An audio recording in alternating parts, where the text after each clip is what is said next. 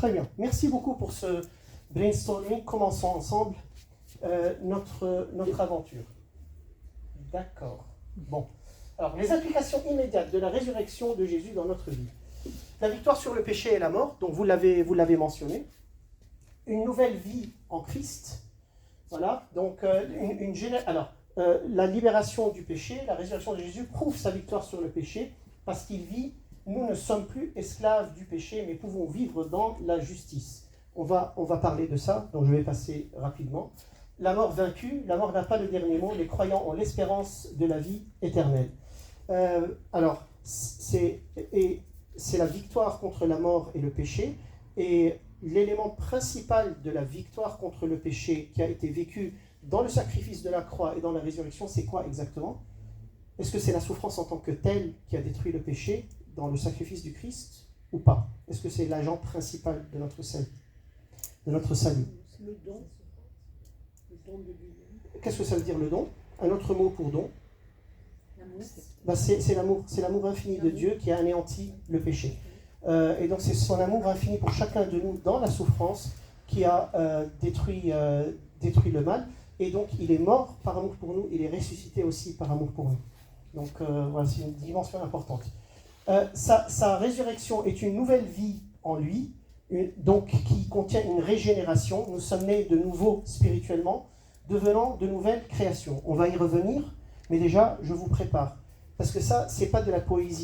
Si on prend ça au sérieux, c'est-à-dire qu'il y a un renouveau, une régénération, ça veut dire qu'à un moment donné, nous, on est invités à vivre cette renaissance, régénération, ou régénération dans notre monde de maintenant si on veut être des résurrectionnistes, c'est-à-dire des personnes qui veulent ressusciter.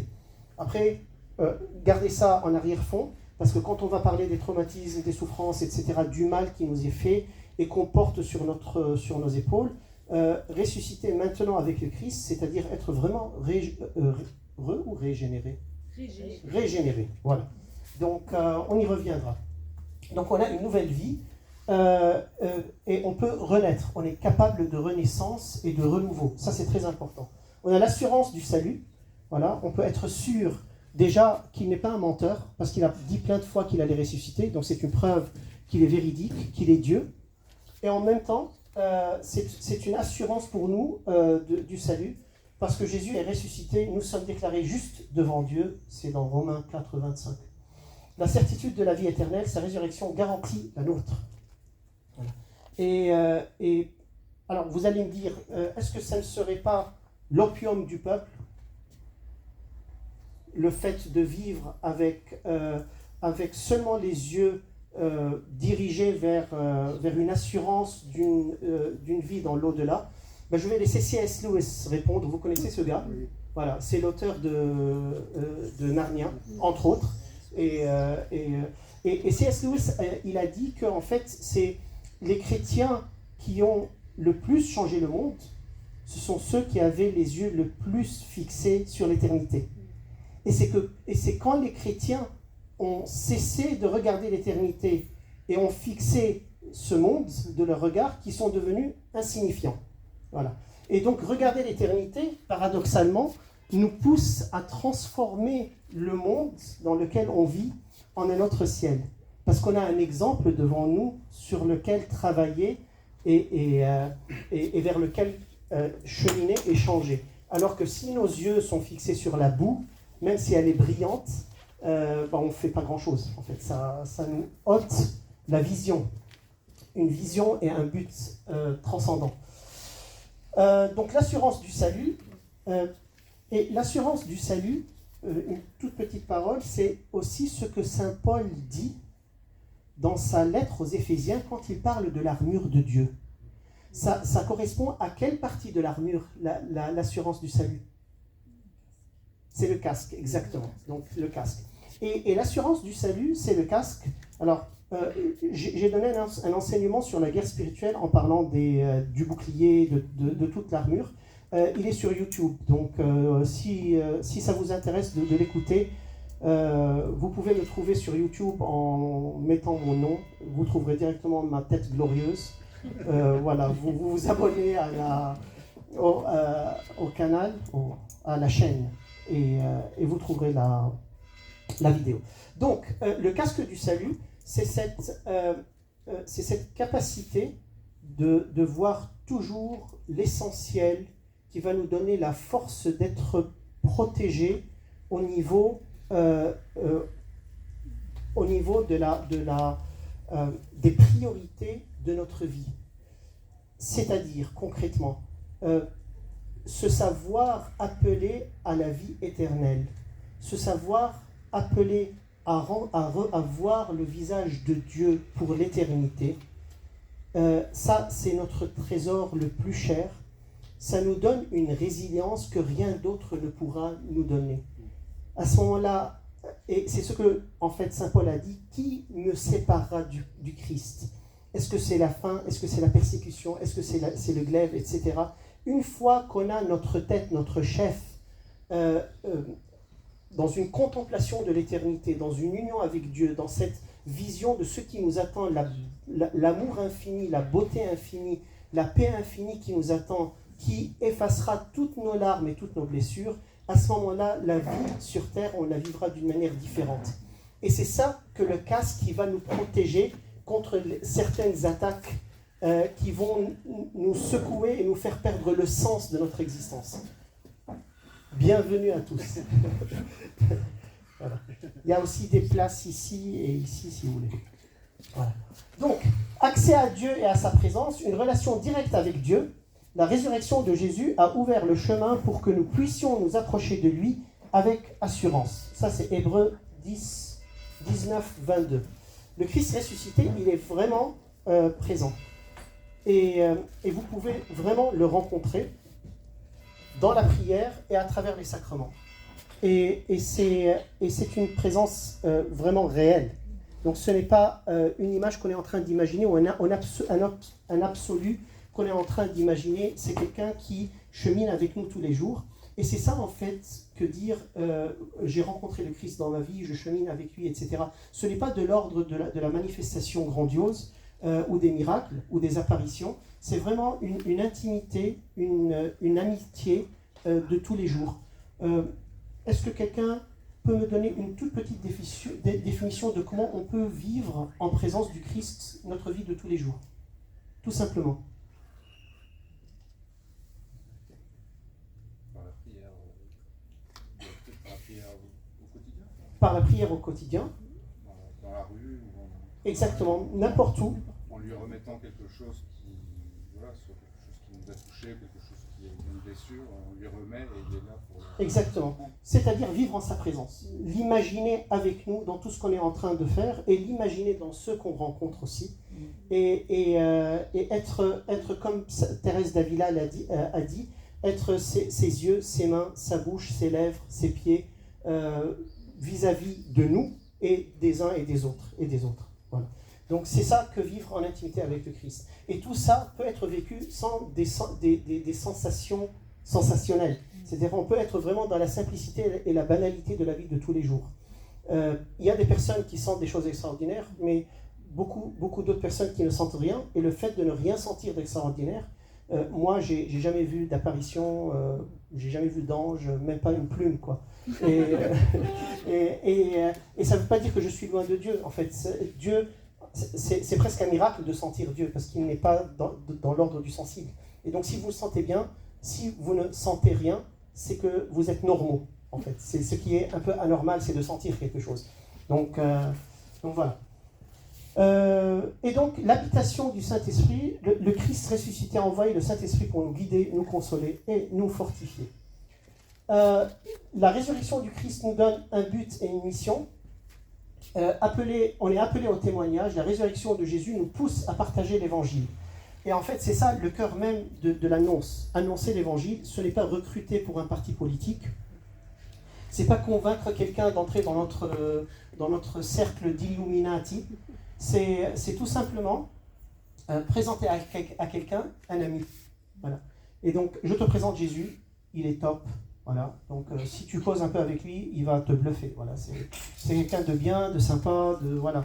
Et qui a des plans énormes pour toi. Et c'est en fait ce témoignage de vie, d'une amitié avec le Christ qu'on présente à l'autre, qui va donner envie à l'autre de le rencontrer. Parce que là, on est vraiment dans le relationnel, on n'est pas dans le condescendant. Moi, qui a la vérité suprême, je viens t'illuminer parce que tu es un pauvre paumé et tu dois entendre le maître. Non, on est vraiment au service de l'autre et dans une amitié avec le Christ où on le présente aux autres. C'est comme ça qu'il a attiré les gens dans les rues de Galilée. C'est quelqu'un qui a causé avec les gens, mangé du poisson avec eux, les a guéris, les a écoutés, les a consolés. Et c'est dans cette dimension relationnelle que le christianisme s'est répandu, alors que d'autres religions se sont répandues par la violence ou par d'autres subterfuges. Lui, c'est le relationnel, c'est la charité, c'est l'amour, c'est la présence et le contact avec l'humain.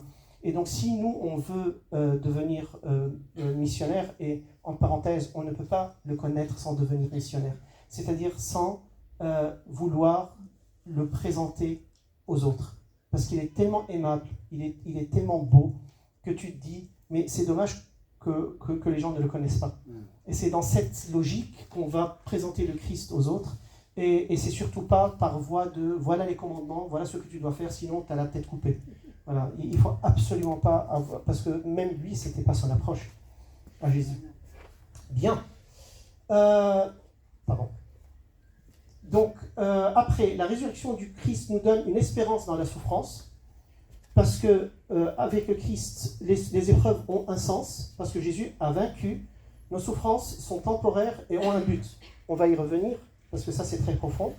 Et ça nous donne une gloire future. Nous ressusciterons comme lui, donc nos difficultés présentes ne sont pas définitives. Non seulement elles ne sont pas définitives, mais elles seront glorifiées quand on va ressusciter. Et comment on sait que nos blessures et nos souffrances actuelles seront une source de gloire pour nous?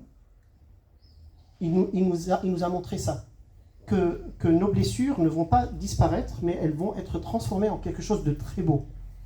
Est-ce que vous vous rappelez? C'est dans sa résurrection qu'il nous a donné ce sens-là. Est-ce que le corps du Christ à sa résurrection était intact?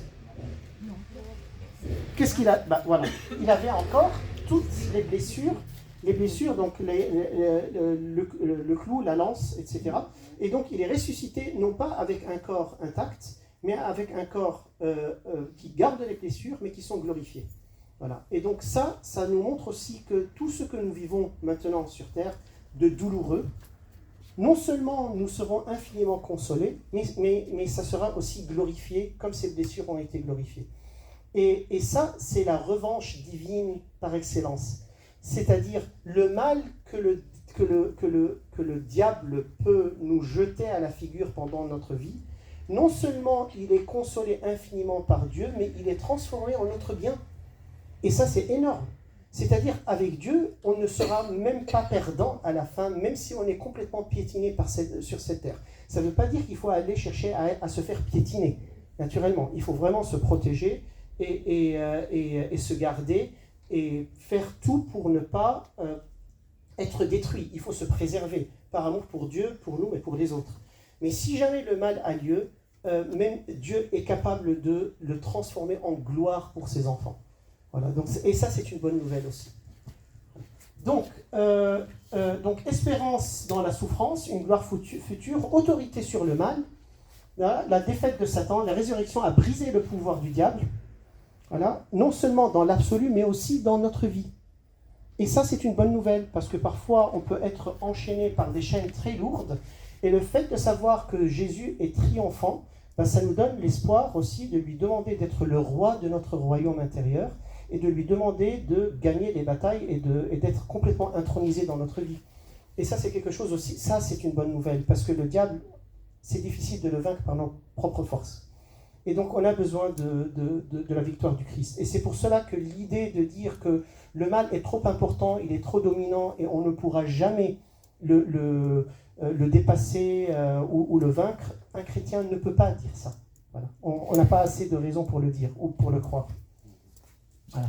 Donc, autorité sur le mal, une autorité spirituelle, les croyants opèrent dans la victoire de Jésus sur les forces démoniaques. Donc, on a Luc, on a Éphésiens, vous avez ici quelques références. Un renouveau, donc une identité transformée. Nous ne sommes plus définis par notre passé, mais par la victoire du Christ.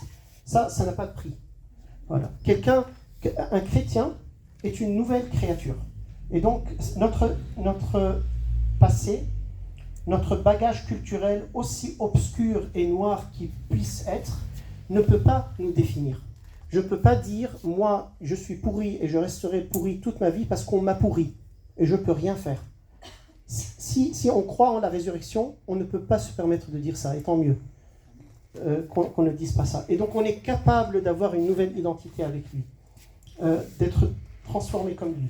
Donc une espérance inébranlable, même dans les épreuves, nous avons confiance dans les promesses de Dieu, parce qu'il est fidèle dans ses promesses, et donc s'il est ressuscité, c'est-à-dire qu'il est fidèle aussi dans toutes les autres promesses, parmi lesquelles il y a une qui est très chère à mon cœur, où il nous a dit « Cherchez le royaume de Dieu et sa justice, et tout le reste vous sera donné en abondance. » Voilà, cet abandon, cette non-peur, cette confiance à la providence, où Dieu vraiment veille sur nous et ne nous laissera pas manquer de l'essentiel. Et ça, c'est éminemment libérateur, surtout quand on a vécu l'incertitude, la peur du futur, les guerres, les migrations, etc. Être ancré en Dieu, ça n'a pas de prix. Et s'il est ressuscité, il est aussi capable de prendre soin de moi, autant, même plus que les oiseaux et les fleurs des champs. Donc, vous voyez, tout se connecte ensemble. Voilà. Une puissance dynamique, le christianisme n'est pas qu'un code moral, n'est même pas un code moral, mais une vie animée par la puissance de la résurrection, une rencontre avec le ressuscité et un cheminement avec lui, comme on a dit tout à l'heure. La conclusion, la résurrection n'est pas seulement un événement historique, c'est le fondement d'une espérance vivante. 1 Pierre 1,3, elle change tout, notre destinée, nos choix quotidiens et notre relation avec Dieu. Sans elle, le christianisme s'écroule, mais avec elle, nous avons tout pour cette vie et l'éternité. Donc c'est ça l'importance. Comment la résurrection peut-elle m'aider à guérir mes blessures en tant que chrétien? Quand on a parlé dans ces blessures, on est guéri. Voici une petite introduction. Après, on va entrer dans le cœur du sujet, parce que c'est ça concrètement que ressusciter avec le Christ.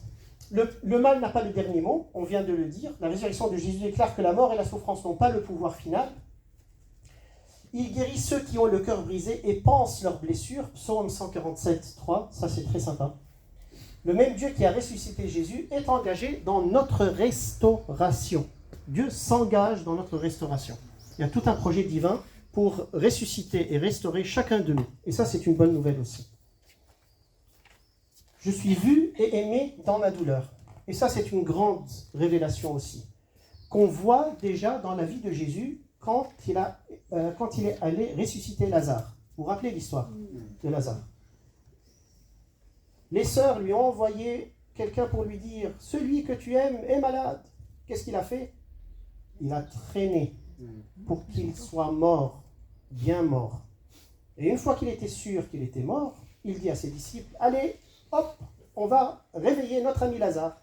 Mais s'il dort, ça va, il va se réveiller. Non, il est mort. » Et donc, il arrive là-bas, les sœurs ont les larmes jusqu'aux genoux. Si tu étais ici, notre frère ne serait pas mort. Il est venu le ressusciter, en parenthèse. Donc ça, c'est important. Donc il est venu, mission, résurrection, ou le reporter à la vie. Donc avant de le reporter à la vie, qu'est-ce qu'il a fait Jésus quand il a entendu les sœurs dire ça? Il a pleuré avec elles. Et là, ça c'est une révélation de premier ordre où Dieu nous dit « Vos larmes me touchent, je suis un Dieu compatissant et vos larmes sont précieuses à mon cœur. » Alors que les divinités dans d'autres religions peuvent être impassibles, distantes, loin, le Dieu des philosophes, il est très loin de cette dimension d'empathie réelle, de compassion. Et là, Dieu nous révèle quelque chose de premier ordre, il nous dit « Je sens votre douleur, ça me touche et je vous aime dans vos souffrances. » Ça, c'est une consolation. Jésus ressuscité porte encore les cicatrices de sa crucifixion. Il comprend nos blessures. Ces cicatrices nous rappellent qu'il a pleinement partagé la souffrance humaine et porte maintenant notre douleur avec empathie et autorité. On n'est pas seul. Le Saint-Esprit, répandu par le Christ ressuscité, est appelé le Consolateur. Il nous rencontre dans notre chagrin, notre traumatisme et notre confusion, apportant une paix qui dépasse toute compréhension. C'était une révélation pour moi le jour où quelqu'un m'a dit, il m'a vu très abattu, et il m'a dit, est-ce que tu demandes à Dieu de te consoler? Je ne l'avais jamais fait.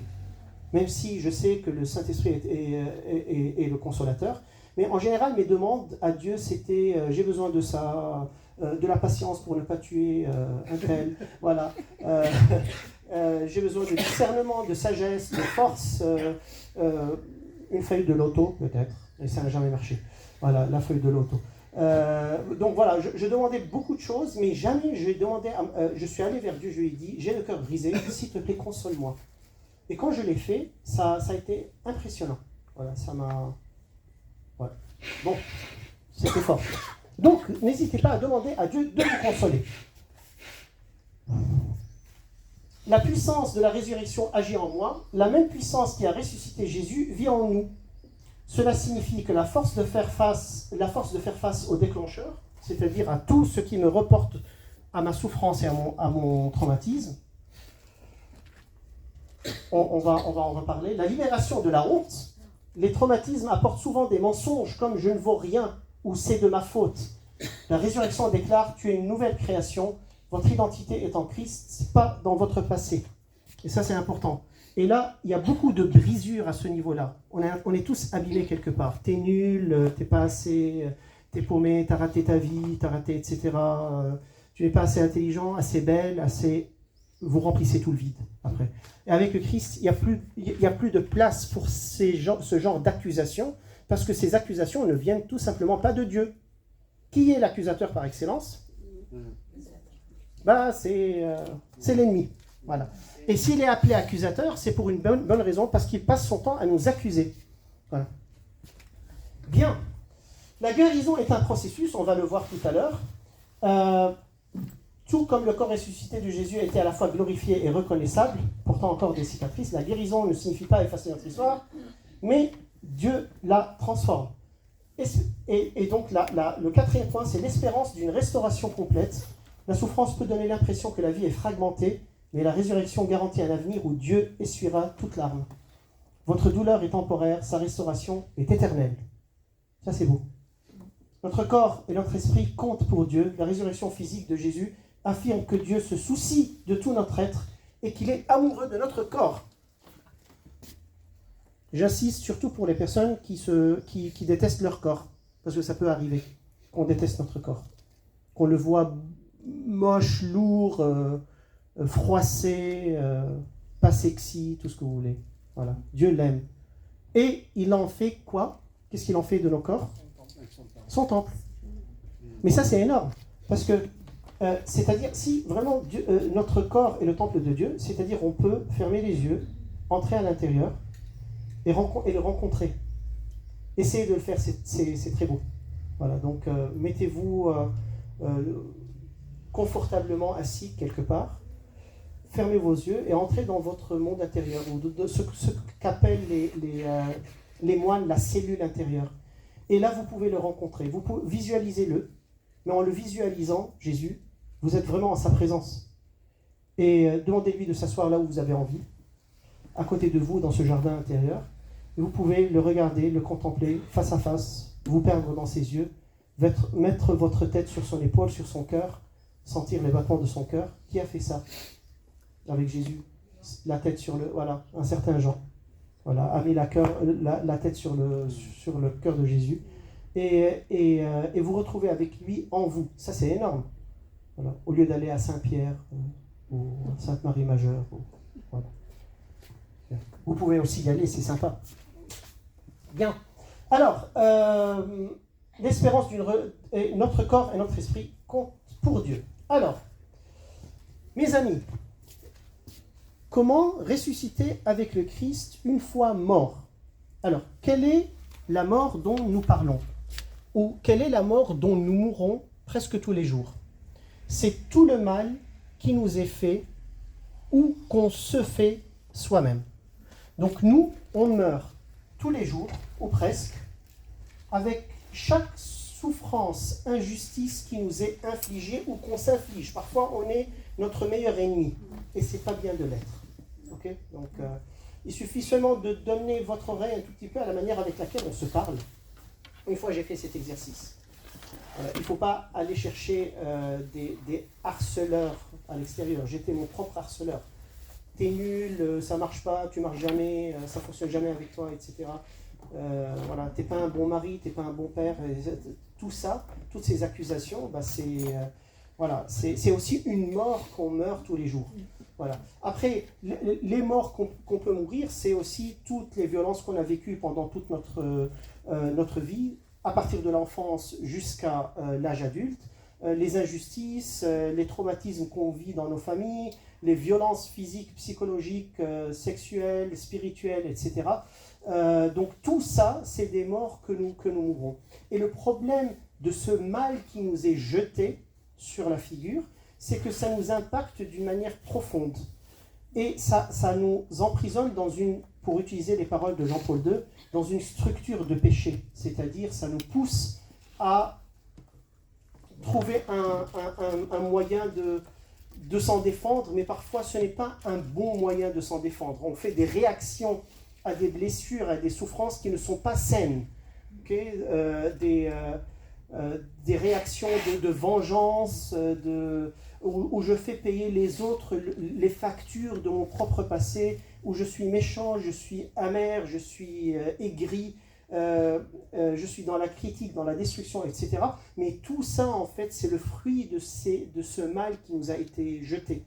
Et donc, le problème de ce mal ou de cette souffrance qu'on vit à un moment de notre vie, elle nous impacte sur 3 niveaux.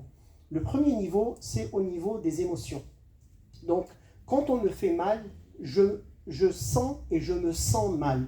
Donc, il y a les émotions qui deviennent négatives. Donc, des émotions qui ne sont pas bonnes, vraies et belles. Les émotions, après, impactent quoi en nous? Si tu es critiqué, tu n'es pas accepté, tu es rejeté, tu es bafoué, tu es détruit par les autres, etc. Après, c'est les pensées. Donc, je me sens mal, je pense mal de moi-même. Je suis nul, je suis pourri, je suis beau, je suis laid, je ne suis pas aimable, je ne suis pas acceptable, je n'ai pas de valeur, etc., etc. Et vous pouvez continuer toute la litanie à ne pas finir. Et une fois émotion et pensée impactées par ce mal qui provoque ce genre de mort, qu'est-ce qui est impacté au 3e niveau? Acte. Les actes, ce sont les actes. Donc je commence à me comporter d'une manière négative, à être bloqué dans des structures de mal qui découlent d'un mal-être qui vient d'une souffrance qui m'a été infligée. Et donc, si jamais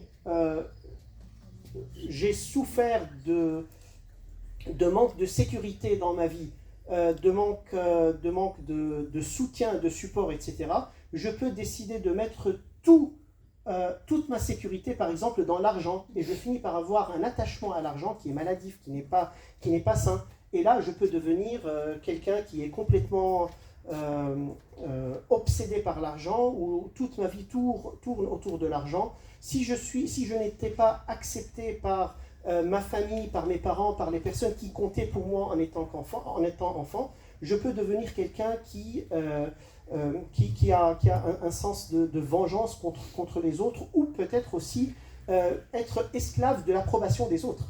Voilà, de vouloir avoir l'approbation et l'acceptation des autres coûte que coûte, même au point de me perdre entièrement et vendre mon âme et mes principes et mes valeurs au premier acheteur, quitte à entendre un bravo que je n'ai jamais entendu. Et donc ce sont que des petits exemples qui vous montrent que nos comportements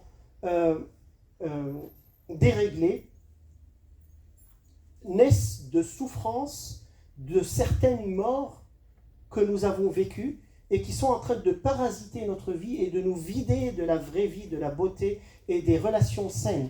Quelqu'un qui s'est senti tout le temps pas assez peut arriver à un moment donné où il en a marre de se sentir failure, un échec, et se dire, bah moi, je vais défendre mon ego et je vais l'enfler autant que possible et jamais je ne demanderai pardon parce que j'ai passé toute ma vie à demander pardon, d'exister, de faire, de respirer, etc. Et là, on retrouve des personnes qui ont un ego complètement surdimensionné par mécanisme de protection et qui n'acceptent pas de se remettre en question, de demander pardon, etc. Mais vous savez, un positionnement de ce genre, quel impact il a sur les relations? Imaginez-vous avec quelqu'un qui ne se remet jamais en question. C'est complètement destructeur. Parce que dans une relation, si quelqu'un s'auto-justifie automatiquement et ne se met jamais en question, s'il y a quelque chose qui ne va pas dans la relation, c'est forcément la faute de l'autre. Et là, on entre dans le jeu de manipulation, de victimisation, de blâmer l'autre, de toujours mettre le problème et la raison sur l'autre, sans jamais se remettre en question, c'est-à-dire sans jamais pouvoir renaître et sortir de ce mécanisme de mort qui m'emprisonne et qui pourrit et ma vie et la vie des gens qui sont autour de moi. Et donc ça, et vous voyez que là, je ne suis pas dans le jugement, je suis dans la description de la réalité humaine. Ça, c'est nous tous.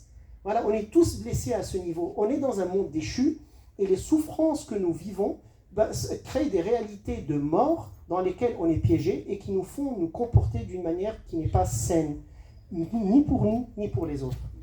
Et donc c'est là où il faut ressusciter. Alors, voyons comment. Alors oui, avant, les réactions à la souffrance. On a 3 réactions qui peuvent avoir lieu. La vengeance, on m'a fait souffrir, je vais pourrir la vie à tout le monde. Et bim, voilà. Donc, j'ai été invisible dans ma famille et maintenant je vais parler tout le temps et je vais laisser personne parler. Je vais couper la parole à tout le monde et là, vous allez tous m'écouter quand je parle. Donc voilà, la vengeance, faire mal aux autres.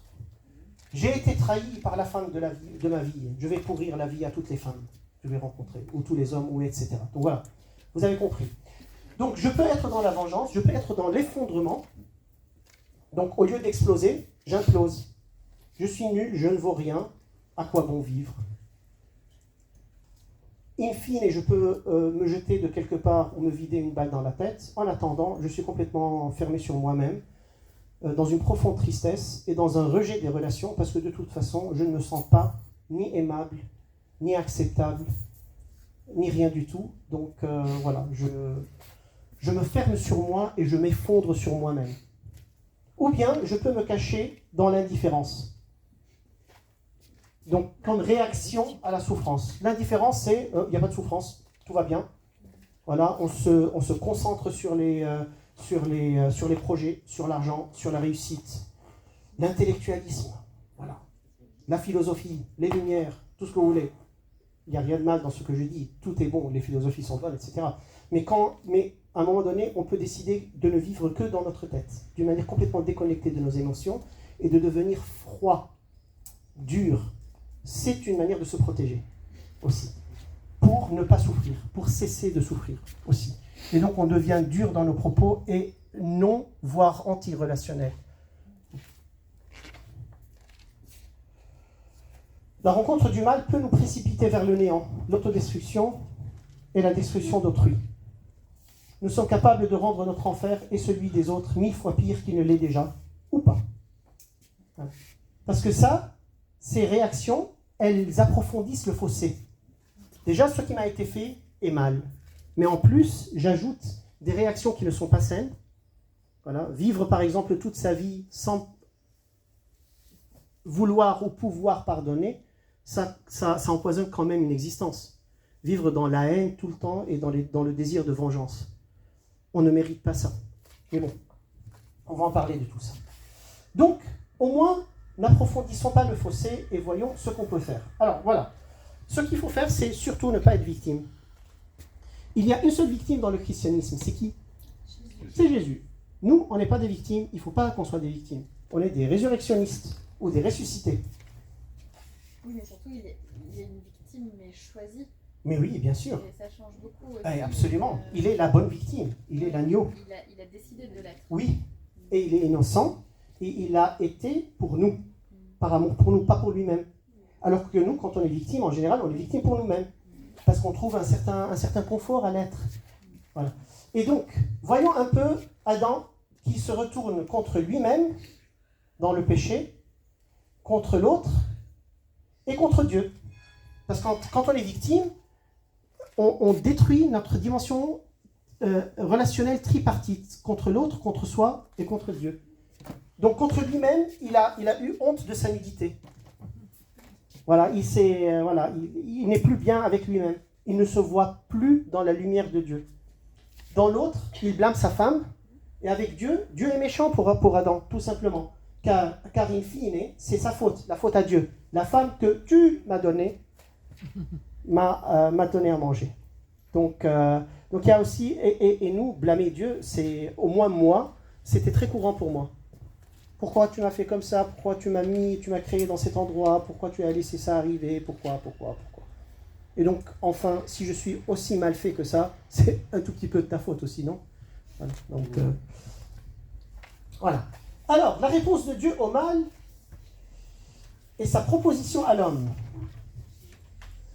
Dieu nous propose d'être sauvés et de participer au salut. Comment? Par la résurrection. Il nous a dit, allez hop, vous allez ressusciter comme moi. D'où l'actualité et l'importance de la résurrection. La première étape pour ressusciter. Sors de ta souffrance à la lumière, sors de ta solitude vers la communion, c'est-à-dire connecte-toi avec la communauté, avec le corps du Christ. Qu'est-ce que ça veut dire? Donc, voilà, on m'a fait du mal, je veux sortir de cette logique de mort et de mal, j'ai souffert, je veux sortir. Comment? Quel est le premier pas que je vais faire sur le chemin de la résurrection? La première chose, c'est d'en parler avec quelqu'un, de mettre notre douleur à la lumière. Béni soit le Dieu et Père de notre Seigneur Jésus-Christ, le Père des miséricordes et le Dieu de toute consolation, qui nous console dans toute notre tribulation, afin que, par la consolation que nous-mêmes recevons de Dieu, nous puissions consoler les autres en quelque tribulation que ce soit. Pourquoi il faut mettre notre souffrance à la lumière? Pour qu'elle soit consolée.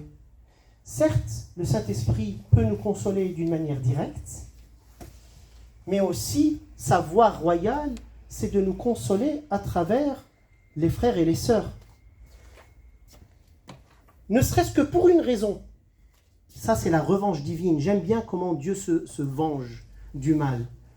Parce que notre souffrance advient dans un contexte relationnel, c'est nous qui nous faisons souffrir, n'est-ce pas? Il veut que la réparation soit faite aussi au niveau relationnel. Et comme un homme, un être humain me blesse, Dieu veut dans sa bonté et sa sagesse qu'un être humain me console.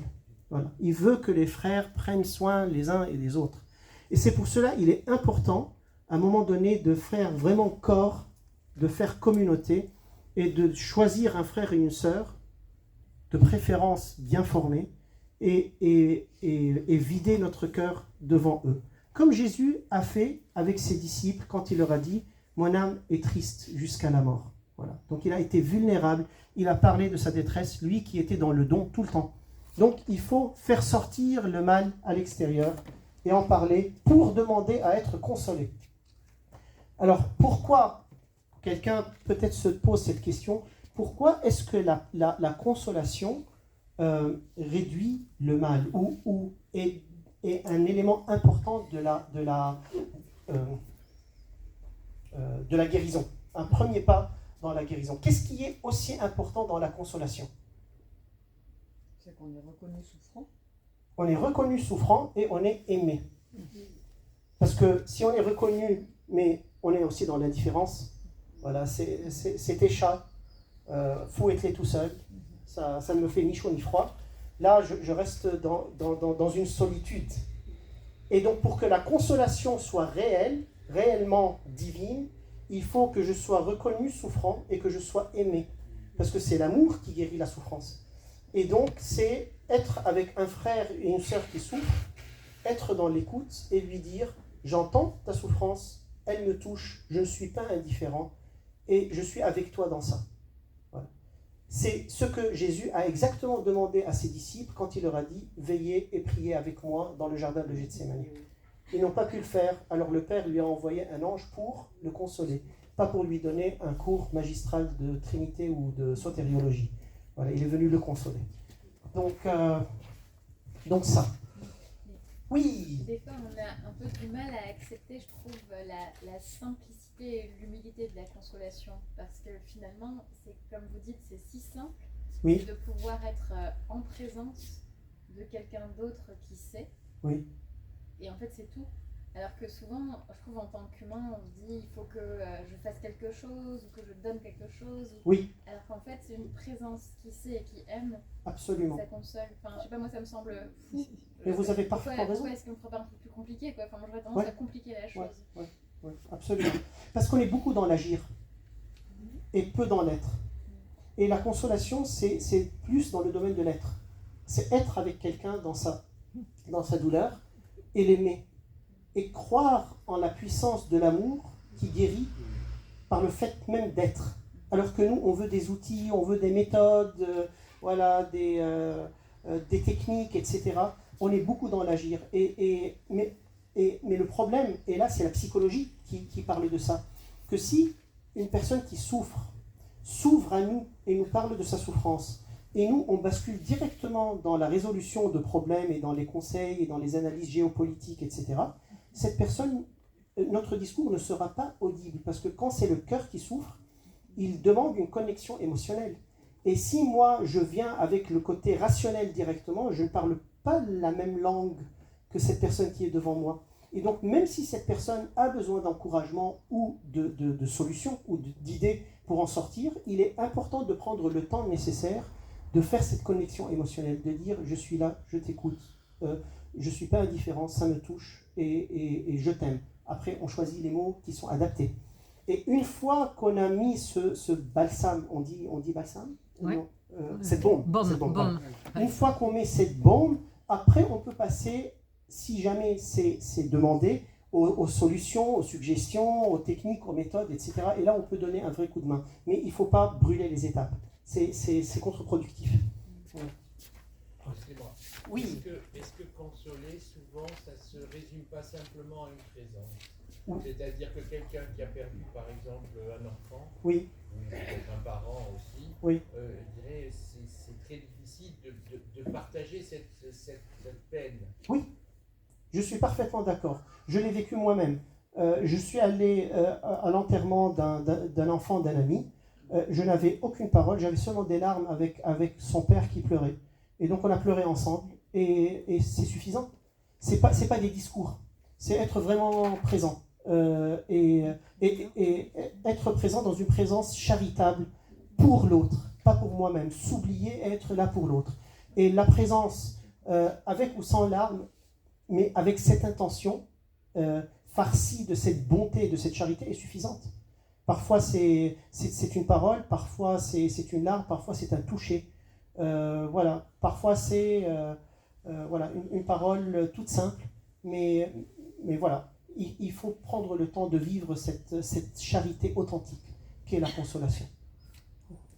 Et pour l'avoir vécu moi-même quand on m'a consolé, et avec beaucoup de personnes que le Seigneur m'a honoré en me demandant de les consoler, je suis parfaitement conscient de sa puissance. Elle est incroyablement puissante et guérissante. Consolez, consolez mon peuple, dit votre Dieu. Alors il leur dit, mon âme est triste à en mourir, demeurez ici et veillez avec moi. Voilà quelques versets. Deuxième point pour ressusciter. Lis ton expérience à la lumière de la vérité. Libère-toi des chaînes de l'ignorance et du mauvais héritage. Fais tout pour arrêter la souffrance. Voilà. Il faut arrêter de souffrir. Il ne faut pas accepter de souffrir.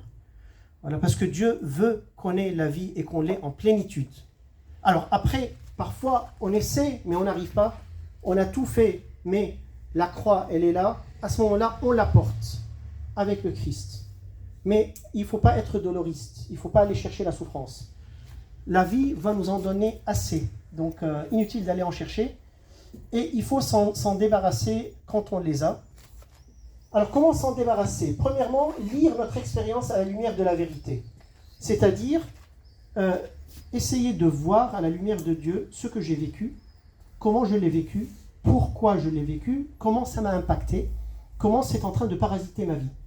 Lire mon histoire sainte à la lumière de la parole de Dieu. Parce que c'est la liberté qui nous rendra libres. Exactement. Voilà. Donc, voilà. Et dans cette lecture, on se libère des chaînes de l'ignorance, on se libère du mauvais héritage. Parce que nous, on est programmés pour aimer nos parents, tant mieux. Mais en les aimant, on peut tomber dans le piège d'accepter un héritage qui nous a été donné, mais qui n'est pas selon le cœur de Dieu. Parce qu'aucune personne sur cette terre est parfaite. Aucune culture est parfaite. Et donc, il y a des beautés dans chacun de nous. Dans chaque héritage, il y a de la beauté. Et dans chaque héritage, il y a de l'imperfection. Il y a des traces, des semences de mal, de l'ivraie. Et c'est pour cela qu'il faut vraiment lire notre expérience et me dire ce que j'ai vécu dans ma famille, dans ma culture, dans mon pays, dans mes relations. Est-ce que c'est bon? Est-ce que c'est sain? Qu'est-ce que je dois jeter dans la poubelle et qu'est-ce que je dois garder? Et en faisant cela, on n'est pas en train de pointer quelqu'un du doigt parce que c'est complètement inutile d'accuser. On est vraiment dans la construction et dans la vérité là. On est seulement en train de chercher les perles de vérité à garder et dire par exemple, alors je vous donne un exemple tout bête, mais qui va vous aider à comprendre. Si j'ai grandi dans une famille qui a mis une importance démesurée sur la reconnaissance sociétale, je peux adopter ça dans ma vie et vivre toute ma vie avec l'idée que pour être quelqu'un d'important, il faut que je sois reconnu par la société. Il faut que j'ai un PR, comment on dit ça, des relations sociales très touffues, que je sois acclamé, que je sois salué avec respect, que je sois connu et reconnu, etc. Mais ça intronise une idole dans ma vie qui s'appelle la société. Et un chrétien doit adorer le vrai Dieu et pas les autres idoles qui peuvent être la réussite, la reconnaissance, l'approbation de la société, l'argent, la puissance, etc. Et donc, à un moment donné, il faut que je me dise, si toute ma vie a été construite autour de cette idole, il faut que je me fasse accepter, acclamer, applaudir par la société. À un moment donné, il faut que je détrône cette idole et que je remette le Dieu de Jésus-Christ à sa place. Quoi. Voilà. Il faut se libérer de ce joug. On pense la G. Il faut se libérer de ce joug. Et ça peut être aussi l'argent, ça peut être le sexe, ça peut être n'importe quelle autre chose. La puissance, tout ce que vous voulez.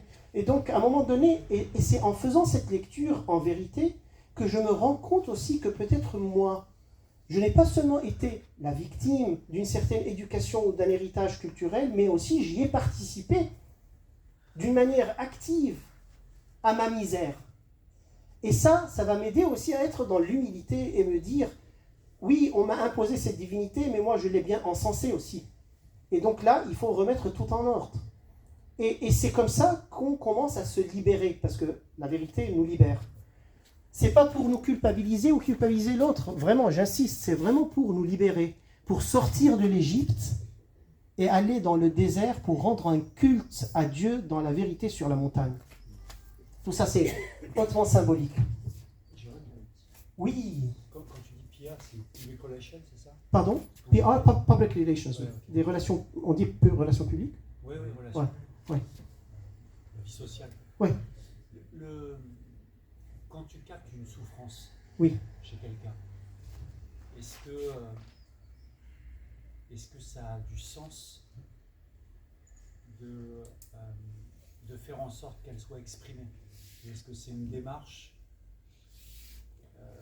qui convient plus à un cheminement personnel? C'est-à-dire susciter...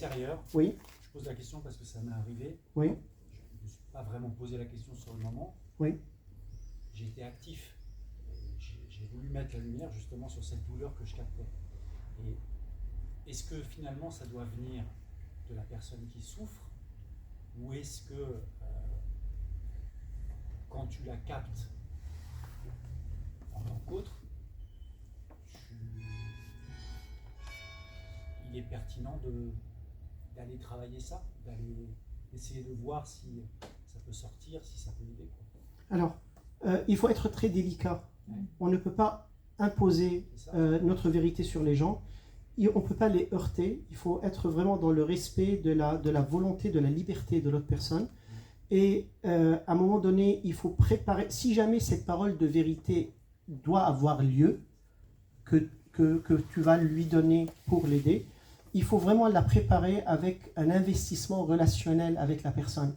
Quand tu vis la charité avec quelqu'un, ta parole est beaucoup plus audible par cette personne que quand tu n'as pas de crédit dans son cœur. Voilà. Si tu n'as pas investi, il va te dire « mais toi, qui tu es ?» Voilà. Mais si tu es quelqu'un qui a vécu la charité avec lui, l'écoute, tout ce que l'empathie en fait fait, ça peut te donner petit à petit un certain crédit qui peut lui donner une certaine confiance à te faire entrer dans ces zones de sa vie et à écouter une parole de vérité que tu aurais à lui donner. Mais il faut le faire avec beaucoup, beaucoup de délicatesse et de respect de la liberté de la personne. Et si on voit que la personne n'est pas ouverte, on se tait et on prie pour la personne et on l'aime. On continue à l'aimer. Mais il ne faut pas forcer la porte. Parce qu'après, on a la réaction inverse qui va se reproduire. La personne va se barricader ou va combattre pour se protéger. Alors, en l'occurrence, la fin de l'histoire, c'est que la personne me tombe dans le bras et pleure et se libère. Et moi, en fait, Bah, tant mieux. Tant mieux. Ça m'a touché. Tu vois. Ouais, tant mieux. Mais c'est pas évident de... Ouais. Et là, il faut vraiment être à l'écoute du Saint-Esprit. Il faut aussi être vraiment dans l'humilité et à l'écoute du Saint-Esprit pour voir ce qu'il met dans ton cœur. Est-ce qu'il faut que tu parles? Est-ce qu'il faut que tu te taises? Voilà, qu'est-ce qu'il faut faire? Et là, si l'aboutissement était glorieux, alléluia. Voilà. Donc, tant mieux. Mais c'est vraiment le cas par cas. Et c'est pas la même technique qu'on utilise avec tout le monde. Voilà. Oui.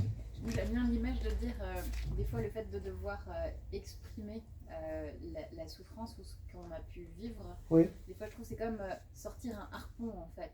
Mm. Donc, c'était douloureux à l'introduction, Oui. mais la sortie va pas être hyper agréable non plus. Mm. Et que quelque part, là, ce que raconte monsieur, c'est qu'il y avait la disponibilité déjà d'entendre ce que la personne avait Oui. à dire. Parce que si tout d'un coup, une personne me raconte qu'elle a été violée et moi je suis dans l'effroi, l'impossible et que j'ai envie de fuir, bah du coup j'ai fait sortir à l'autre, mais je vais le laisser tout seul et ça va rajouter de la souffrance encore. Oui. Et il y a le fait aussi d'être prêt à entendre, à continuer à être dans la présence, Oui. malgré la douleur, Oui. et être dans l'acceptation en fait. Absolument, absolument. de tout ça. C'est tout simplement... Est-ce que vous faites le chemin de croix pendant le carême? Non, j'ai pas fait. Ouais. Alors, si jamais vous le faites, c'est un peu ça. En fait, ce qui est beau dans le chemin de croix, c'est-à-dire méditer, faire les étapes de la passion de Jésus, c'est pour pouvoir la faire les uns avec les autres. Et donc, alors, dans le chemin de croix, il y a 14 stations.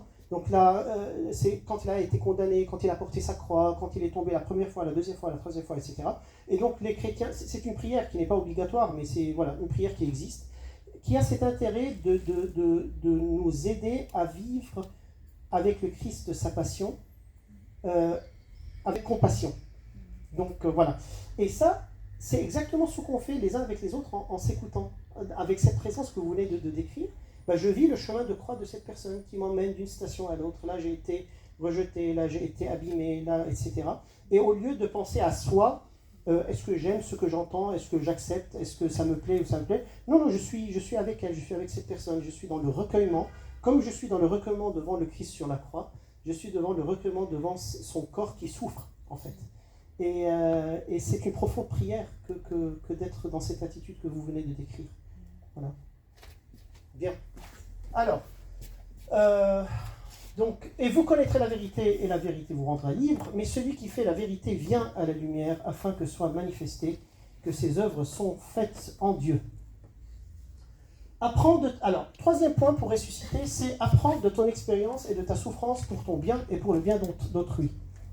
Libère-toi de la peur et du désespoir. Donc, une fois qu'on lit notre expérience dans la vérité, à ce moment-là, on va en tirer des sagesses. Si ma chérie m'a quitté une nuit noire, c'est que peut-être je lui ai pourri la vie. Et donc là, voilà, je me remets en question. Donc, pour ne pas répéter ça une autre fois, j'adopte de nouveaux comportements, je change certaines habitudes, je sors de certains clics ou certaines addictions. Voilà, je deviens une personne qui est meilleure. Parfois, je n'ai pas de faute, je suis vraiment là, j'ai rien fait, je subis. Mais là, quand même, il y a des perles qui peuvent sortir. J'ai un réflexe, moi-même et Jeanne, d'obliger d'une manière très pédagogique et intelligente nos enfants à tout manger et à ne rien laisser dans leurs assiettes.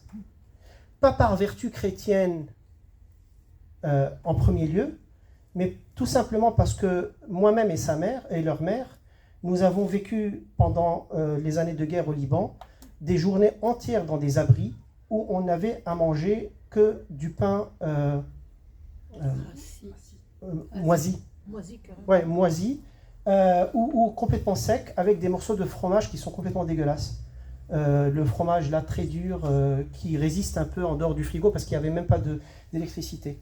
Et donc ces années de guerre auxquelles on n'a pas participé, j'ai pas décidé la guerre au Liban, mais nous ont fait vivre des réalités qui ont provoqué en nous, là en parlant de perles ou de sagesse, au moins une certaine gratitude et une certaine, un plaisir à vivre des choses qui sont simples, voilà, et à reconnaître leurs valeurs. Et là, à mes enfants, je leur dis, écoutez, non, la nourriture, ça ne se jette pas. Votre assiette, vous la mangez entièrement et avec un grand sourire, parce que c'est un don du Seigneur. Et donc cette gratitude, elle vient d'une réalité douloureuse que nous avons vécue, mais que Dieu a transformée en une grâce qui nous habite et qu'on transmet à nos enfants. Pour donner un exemple très simple, presque insignifiant. Oui, madame. Il y a quelqu'un qui a levé la main. Je voulais juste savoir si on pouvait dire la résurrection, c'est une sorte de sanctification. Mais bien sûr, Voilà. bien sûr. C'est-à-dire on s'améliore. Absolument, absolument. C'est ça que ressusciter. Et ressusciter tous les jours, c'est devenir comme le ressuscité, c'est-à-dire s'identifier au Christ. C'est-à-dire concrètement avoir les pensées du Christ en nous, les sentiments du Christ en nous et l'agir du Christ en nous. C'est ça.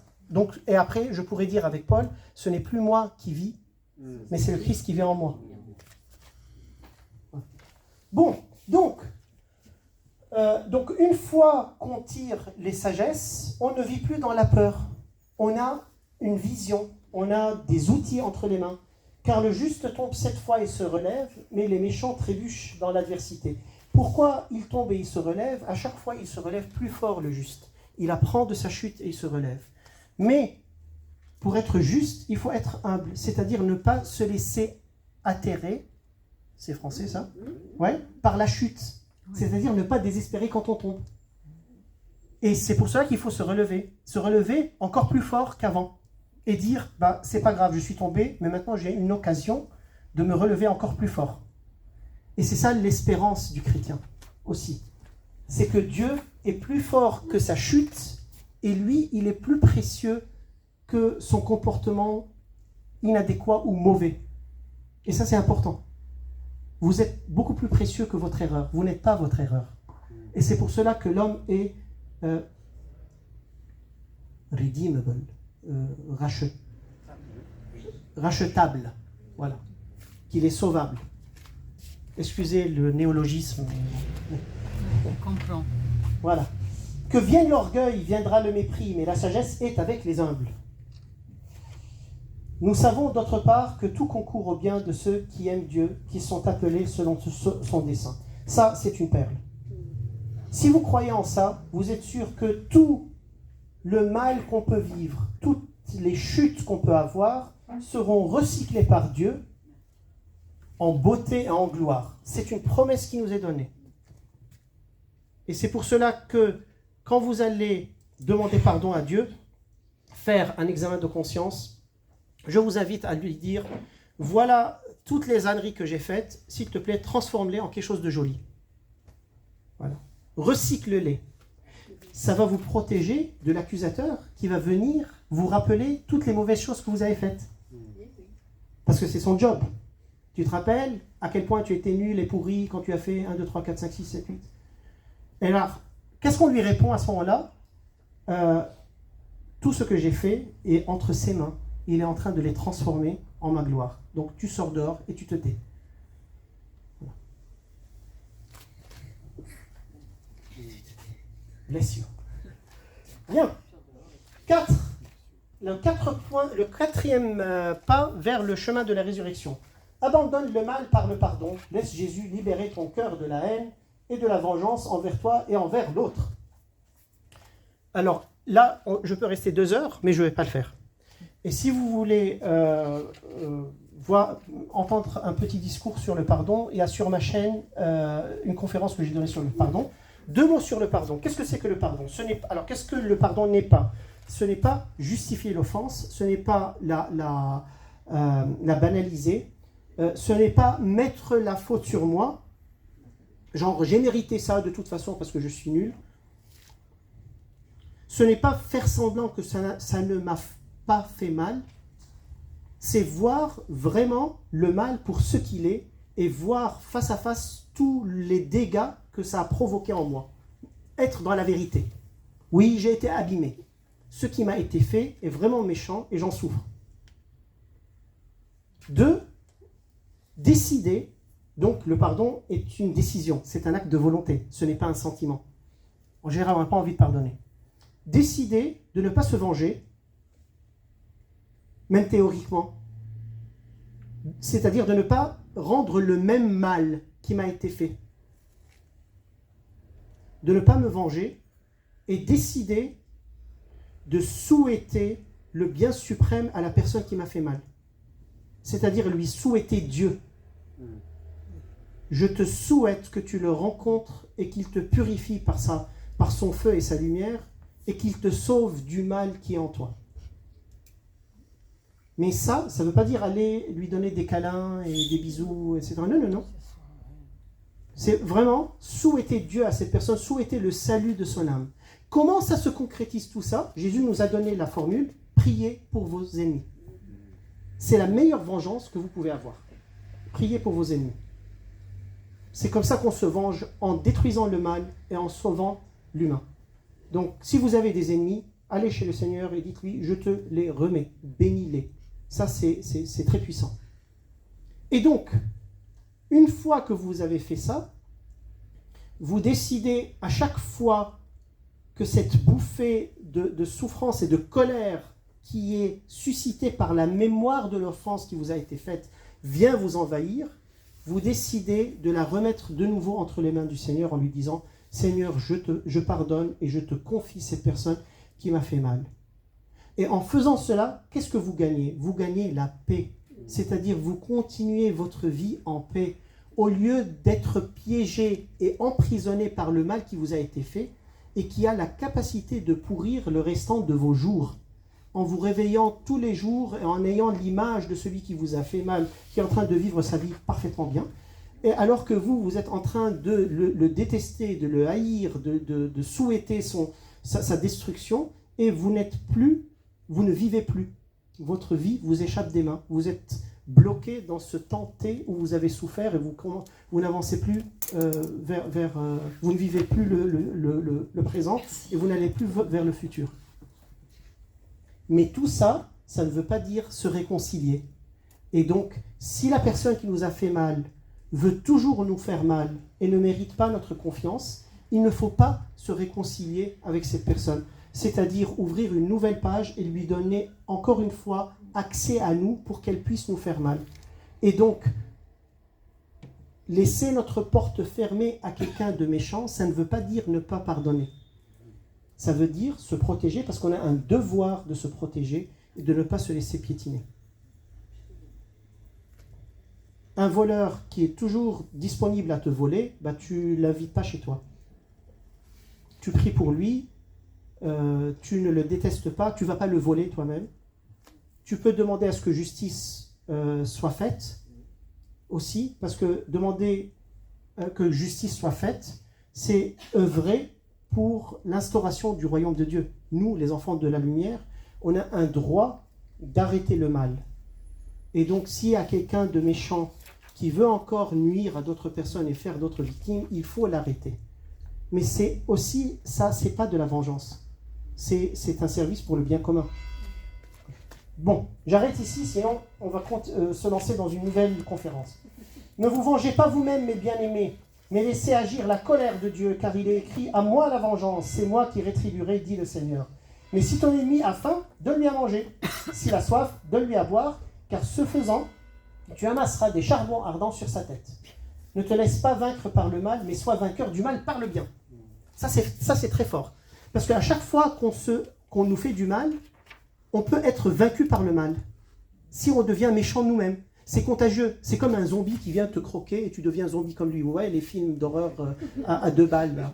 Voilà. Mais il y a une vérité derrière ça. Quoi. Il te croque et il te mord et tu deviens aussi méchant que lui. Et donc il y a ce risque de devenir méchant quand on est mordu par le mal. Et donc là, il est en train de nous dire, notre cher Saint Paul, sois vainqueur du mal par le bien. Voilà. Ne deviens pas aussi méchant que la personne méchante qui t'a fait mal. Et là, la grande cerise sur le gâteau, ça c'est la mangue sur le gâteau. C'est encore mieux qu'une cerise. En effet, si vous pardonnez aux hommes leurs fautes, votre Père Céleste vous pardonnera à vous aussi. Mais si vous ne pardonnez pas aux hommes, votre Père non plus ne vous pardonnera pas vos fautes. Elle est incroyable cette assurance qu'on peut avoir en allant vers le Père, en lui disant « Je sais que tu me pardonnes parce que moi j'ai pardonné. » Et en disant cela, je suis en train de lui dire « Je ne vais pas laisser les épines de ce monde distraire mes yeux de te contempler. » C'est ça le pardon. C'est arrêter de me dissiper avec toutes ces histoires. Moi, je suis appelé à le voir en face à face. Au lieu de regarder le mal qui m'a été fait tout le temps et avoir les yeux et le nez dans ce mal, je décide de lever la tête et de le regarder. C'est ça aussi pardonner. C'est ça surtout pardonner. Bien. Jérôme, Oui. juste, quand tu pardonnes, Oui. il faut qu'il y ait un préalable à ça. Il faut que la personne que tu vas pardonner ait envie de te pardonner. Non. Ça, c'est la réconciliation. Mais le pardon n'a rien à voir avec la repentance ou pas de l'offenseur. C'est un honneur que tu fais à ton propre cœur. C'est entre toi et Dieu. Alors, si la personne, elle est ouverte à la demande de pardon, alléluia, c'est encore mieux. Quelqu'un qui vient avec toutes les larmes de son corps te dire « Je t'ai abîmé, je t'en demande pardon », Dieu soit loué. Mais tu peux ne pas avoir ce luxe parce que la personne, elle est piégée dans le mal, elle est aveugle, etc. Mais ça ne veut pas dire que tu dois, toi, de ton côté, rester aussi piégé du mal qui t'a été fait parce qu'elle, elle est piégée. C'est vraiment toi qui libères ton cœur de la rancune, de la colère, du ressentiment, de la vengeance et qui décide de vivre en paix. Voilà. Et même si l'autre personne, elle est toujours mauvaise, elle veut continuer à te faire du mal si elle le peut. Ce n'est pas elle, c'est pas un cadeau qu'on fait à la personne qui vous a fait mal, c'est un cadeau qu'on se fait à nous. Voilà. J'entends, si je reprends ton image du voleur, ouais. Le voleur il te vole, ouais. Tu lui pardonnes, pour autant t'es pas forcément, s'il continue à voler, tu n'es pas forcément réconcilié, et si lui a conscience de ses fautes et que là il y a un pardon, il y aura réconciliation. Et pour autant, tu lui pardonnes, quoi qu'il arrive, et ta porte reste fermée parce qu'il continue à voler. Absolument. Oui, oui. Moi, avant de venir ici, j'ai été volé. Ça, c'est un très bon exemple. Il y a des criminels au Liban qui ont volé le travail, la retraite de millions de personnes. Les politiciens corrompus du pays. Et ils sont toujours dans les commandes du pays. Ils ne sont pas punis et ils sont impunis, en fait. Et nous, on a perdu le travail et la fatigue d'une vie. Donc moi maintenant, je suis devant deux solutions. Me réveiller jour et nuit en les maudissant, ça ne va rien changer autre que m'empoisonner la vie. Ou bénir le Seigneur, regarder mes enfants et ma femme, être dans la joie et dans la reconnaissance et vivre en paix. Après, j'aimerais bien qu'on les arrête de faire le mal parce qu'il continue à faire beaucoup de mal, mais je suis impuissant, je ne peux pas instaurer la justice dans le pays. J'attends que la justice ait lieu, sinon avec Dieu, il n'y a rien qui est perdu. Ils vont rendre compte de tout ce qu'ils ont fait et de toute la misère qu'ils ont provoquée. Mais moi, j'ai refusé de leur donner l'autorité sur moi de me pourrir le restant de mon existence. Il faut que ça s'arrête là. Voilà. Donc là, je décide de regarder la lumière, la beauté, les dons de Dieu dans ma vie et de lui faire confiance pour le restant de mes jours. Ça a du sens? Oui. Bon, 5e point, mes amis. Allez, on arrive à la fin. 5e point, 5e étape dans le chemin de résurrection.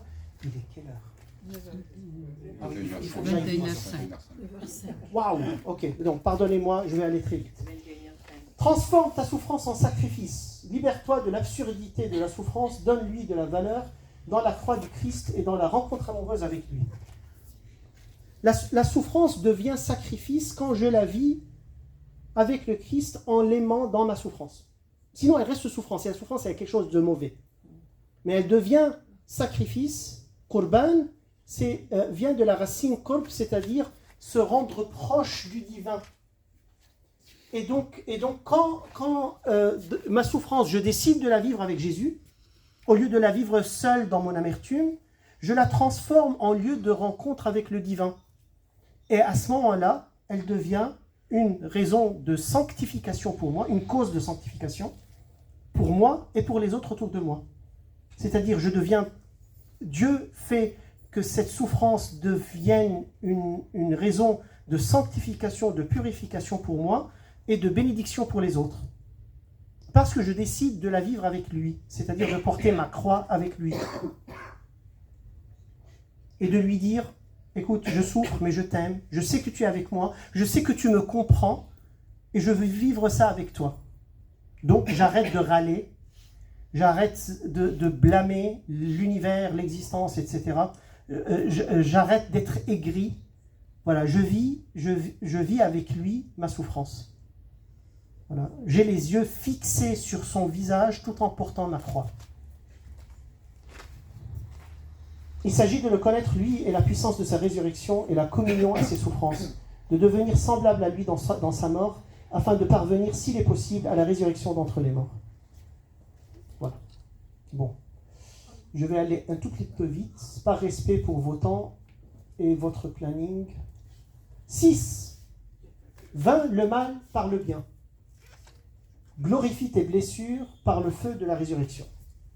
Donc, j'ai vécu ma passion avec le Christ, ça c'est numéro 5.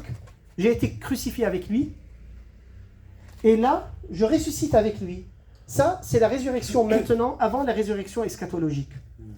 Et qu'est-ce que veut dire ressusciter maintenant avec le Christ? C'est-à-dire brûler du feu de la charité. C'est-à-dire faire du bien autour de moi. C'est-à-dire prier pour bénir les gens autour de moi, me bénir aussi, et c'est-à-dire vivre la charité. J'ai été blessé, ma blessure, je l'ai vécue avec le Christ, maintenant je vais ressusciter. C'est-à-dire je vais donner, je vais bénir, je vais faire du bien, je vais me transformer, je vais laisser le Christ agir en moi. Et c'est profondément guérissant de vivre la charité quand on est blessé. Et c'est en général les personnes les plus blessées qui font le plus de bien autour d'eux. Donc si vous êtes blessé, ne ratez pas cette occasion. Vous avez une force de don et de générosité inouïe.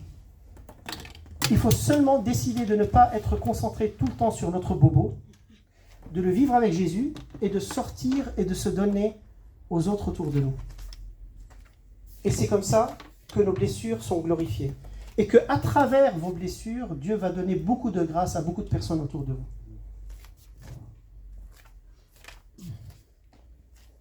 Une des glorifications de mes blessures, c'est ma présence là maintenant avec vous. 5 ans en arrière, j'aurais même pas eu l'idée qu'un jour je vais être ici avec vous. Voilà. Mais là, je suis avec vous, avec des frères, avec des sœurs, qui se sont donné un mal fou à venir ici. Voilà, donc merci pour votre générosité. On est en train de parler de lui, de l'aimer tous ensemble, de le comprendre tous ensemble. Et ça, c'est glorieux. Mais tout ça, c'est né d'un drame énorme qu'on a vécu dans notre pays avant de venir ici.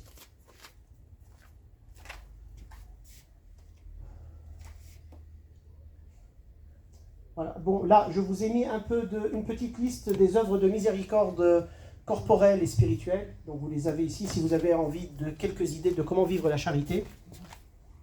Donc, là, Matthieu 25, voilà, donner à manger, donner à boire, vêtir ceux qui sont nus, etc. Après, il y a les miséricordes spirituelles, les œuvres de miséricorde spirituelle, conseiller ceux qui sont dans le doute, enseigner les ignorants, avertir les pécheurs, consoler les affligés, pardonner les offenses et demander pardon. C'est un acte de miséricorde spirituelle que de demander pardon. Supporter patiemment les personnes ennuyeuses. Est-ce que vous avez des idées? Prier pour les vivants et pour les morts. Voilà. Ça, c'est des façons de ressusciter. Parmi plein d'autres. 7, et je finis avec ça, mes amis. Fixe tes yeux sur la beauté, le visage de Dieu dans tout ce qui t'entoure. Tout passe, ton nom est gravé dans le cœur de Dieu. Sa justice compensera infiniment toute injustice. Libère-toi de la négativité et réjouis-toi en Dieu. Ça, c'est le casque du salut. Vous êtes aimés, chéris infiniment par Dieu. Ne laissez rien vous distraire de cette beauté. Voilà. Vivez en amoureux, ivres de l'amour de Dieu. Et ne laissez pas les petites choses qui fâchent de cette vie vous distraire de cet amour infini. C'est ça, le royaume de Dieu parmi nous maintenant. C'est de se savoir aimé, chéri, précieux aux yeux de Dieu et d'en profiter pleinement. Comme on dit en anglais, enjoy it. Alors, vivez-la pleinement, regardez-le et dites-lui, mais merci parce que tu m'aimes. Et tu sais quoi, moi je t'aime à la folie. Voilà. C'est ça ce que Dieu attend de nous, au moins le Dieu des chrétiens. Et c'est ce que je vous souhaite de tout mon cœur, et que je me souhaite aussi. Bien mes amis, est-ce que vous avez des questions, des objections, des lamentations sur ce qui a été dit? Résurrection. Merci beaucoup pour votre patience, pour votre présence, et que Dieu vous bénisse.